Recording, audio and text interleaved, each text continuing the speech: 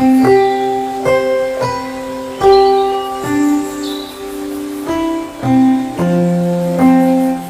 वो है कान बहना, खासकर बच्चों में। बच्चों का जो हमारा कान का सिस्टम है वो बेसिकली बैलेंस इन हियरिंग का होता है, यानी हम जो सुनते हैं और जो हमारा बैलेंसिंग, हमारा सीधा चलना, वो हमारा जो है कान से होता है।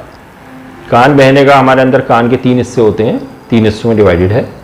बहने वाले सिस्टम में हमारा जो हड्डी का सिस्टम है और पर्दे का सिस्टम है डिस्टर्ब हो जाता है, यानी उसमें इन्फेक्शन हो जाता है और उसमें जो पस बनता है वो बाहर पर्दे को पंक्चर करता हुआ, यानी उसमें छेद करता हुआ वो बाहर आता है कान की, जिसे हम ईयर डिस्चार्ज कहते हैं, यानी कान बहना कहते हैं।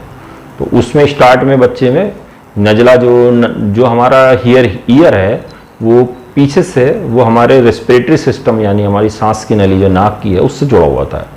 तो किसी बच्चे में जब नजला होता है तो वो पीछे से उस ट्यूब से चढ़ता हुआ जो हमारे कान पे चढ़ता है और वो कान को इन्फेक्ट कर देता है, उससे जो है पस बनना है, कान का डिस्चार्ज होना है। तो इनिशियली स्टार्टिंग में बच्चे के पेन होता है और वो पर्दे को पूरा रेड कर देता है। पर्दा जब वो ज़्यादा रेड होकर बल्ज कर जाता है पस से, तो वो वहीं से पंक्चर हो जाता है, यानी उसमें छेद हो जाता है और कान बहना शुरू हो जाता है।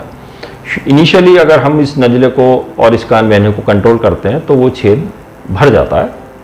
छेद अगर यंग एज में भर जाता है तो अच्छा है, फिर बाद में उसको बहुत मुश्किल आती है भरना।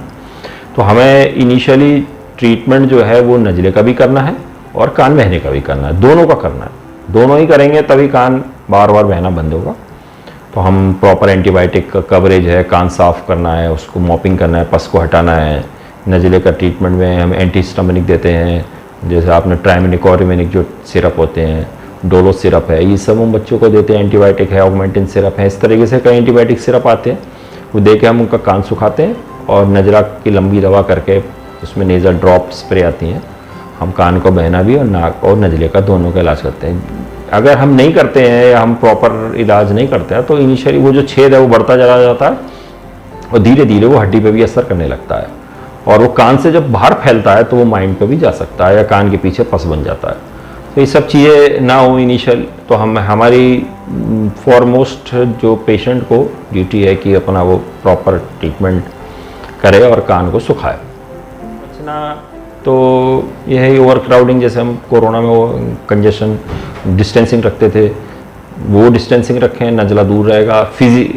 वैक्सीनेशन जो प्रॉपर है वो पूरा करें, जो भी बच्चों का वैक्सीनेशन है, और खुली हवा स्पेस में रहें। डाइट न्यूट्रिशन प्रॉपर रहे, जो कि किसी एक बच्चे की होनी चाहिए। मेंशन का है कि साफ़ सुथरा घर, खुला घर, प्रॉपर डाइट,